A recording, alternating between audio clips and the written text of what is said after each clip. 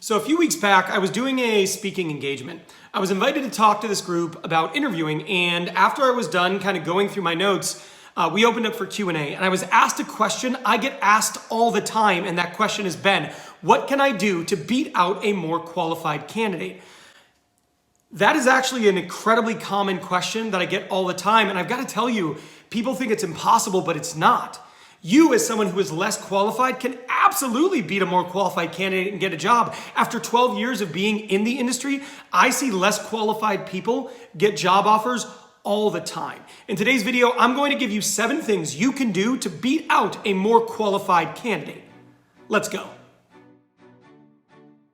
Hi everybody, I'm Ben White with Ben Talks Talent. I've got 12 years experience in interviewing, hiring, and recruiting. And I'm passionate about using my experience to help you become the best candidate possible and land your next job.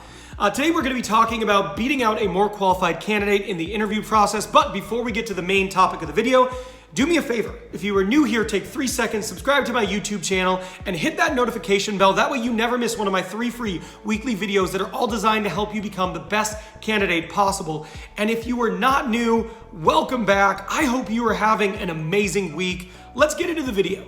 Now, the first thing you can do to convince someone who is interviewing you that you should be hired over a more qualified candidate is you have to sell your ability to learn, grow, and evolve, specifically by referencing past experiences in which you learned on the job. So I'm going to assume that you're going to go into an interview and the people you're going to be going against have more experience than you.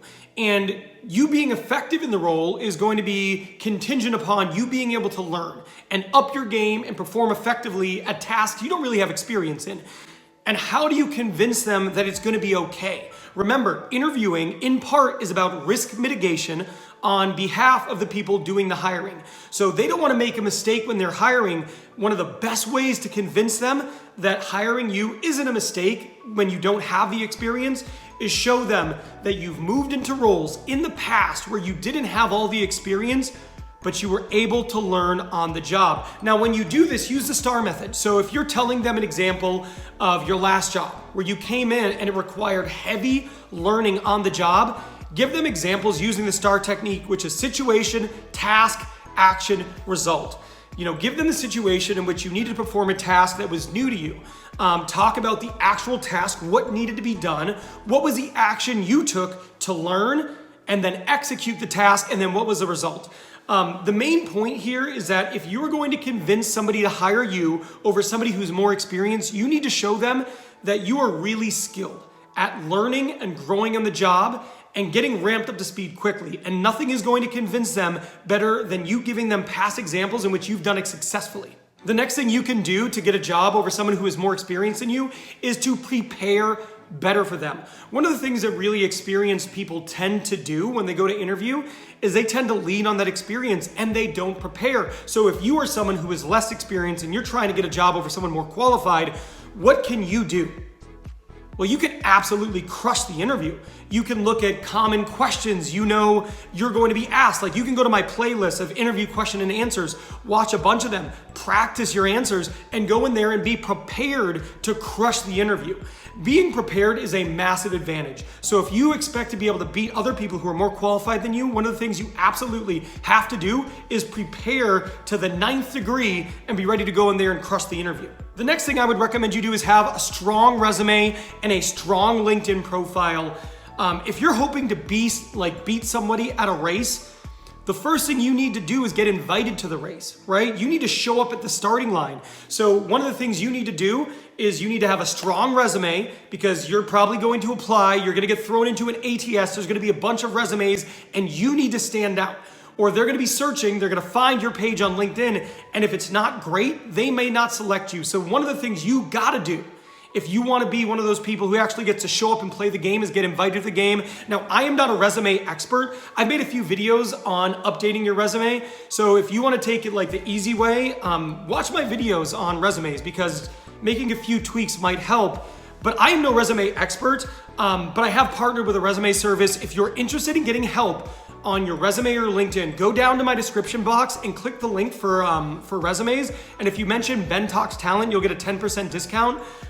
It is a small thing, but it can be huge. When you're talking about a competitive job and a recruiter, and I've been a corporate recruiter, they open up a job, they see that 60 people have applied, you need to stand out. And one of the ways you can stand out before you ever get a chance to talk to someone is have a great resume and have a great LinkedIn profile. Now, the next thing I want you to do is position yourself as a strong cultural fit, right? You want to show them that you share values, value alignment, culture fit. A lot of companies put a huge emphasis on this. So a great way to get a job over someone who has more skills than you is to show the company you're a better fit for them than the other people. So go to their, go to their website, go to their About Us section, or if they have a culture section or a value section, and read through it and take notes and memorize what their values are. So when you're talking to them and you're in the interview process, you can actually reference their values when you're answering different questions. Like if they go, why do you want to come work for us? And you can mention as part of your reason that you are a strong value alignment and you really appreciate values A, B, and C. That's a great way for them to go, wow, Ben would be a great culture fit. He'd fit in great here. So one of the additional ways you can position yourself to get a job over someone more qualified is show them you are a better cultural fit. Now, I mentioned earlier to be really prepared to answer interview questions, but another way you can give yourself an advantage is know the company. So many people, they spend 3 minutes learning the company. They go to their website. Okay, what do they make? What is their service? Okay, I think I know them. That's not enough. Go to their website, dig deep. It is a free preparation guide for an interview to go there and read about the company, read about what they do, read about their history, go to Google, search their name, hit news, read recent articles, know what is going on with them. You know, one of the things I always did as a corporate recruiter, I'd go, what do you know about Rockwell Automation? Because I used to work at Rockwell Automation. And one of two things would usually happen. The person would say, I don't know. I think you have automation and you rock well. Okay, so they wouldn't know. That's an exaggeration, but you get what I'm saying. They wouldn't really know. Or they would say, you know, I know a lot about your company. One of the things that really interests me is your PLCs. And they would actually have information. And an experienced candidate who doesn't know anything about the company and didn't prepare and makes it seem like they're not super interested and they're not super prepared will often lose out to somebody who prepares, knows the company, and is passionate about the opportunity. Now, the next thing you want to do is focus on connecting with the people who are interviewing you. The reality is people want to hire people they like. That is the cold, hard truth. So when you're interviewing someone, work in connecting with them. When you're asking questions, so at the end of the interview, they'll say, do you have any questions for me? Ask them questions about them. Like, what is it you love about working for this company? Or what's been your favorite part of working for this company? Or I went to your LinkedIn page and I noticed you got promoted to this organization and you used to work in a different part of the company. Can you tell me a little bit about that? Things like that where you're working to connect with them, build a bond, that's important. Go to their LinkedIn page, see things about them. People will actually list their interests because you can say, I'm interested in volunteering for animal welfare or the environment or whatever. You see where they go to school. You can see different organizations they've been a part of. Look at that information and then find a way to work that in strategically into your conversation. Don't just say, hey, I see you went to Purdue. Work it into the conversation. But if you're intentional about building a relationship with the person interviewing you, and then at the end of the interview, you send them a thank you note and you reference some of the things that you had in common or some of the things you talked about and how that made a big impact on you, what you're going to do is you're going to shift it into your favor because they're going to feel like you have a connection. And that only benefits you as a candidate. Now, those of you who have been watching my videos for a while are going to recognize this last tip, but it's a huge tip and you gotta do it.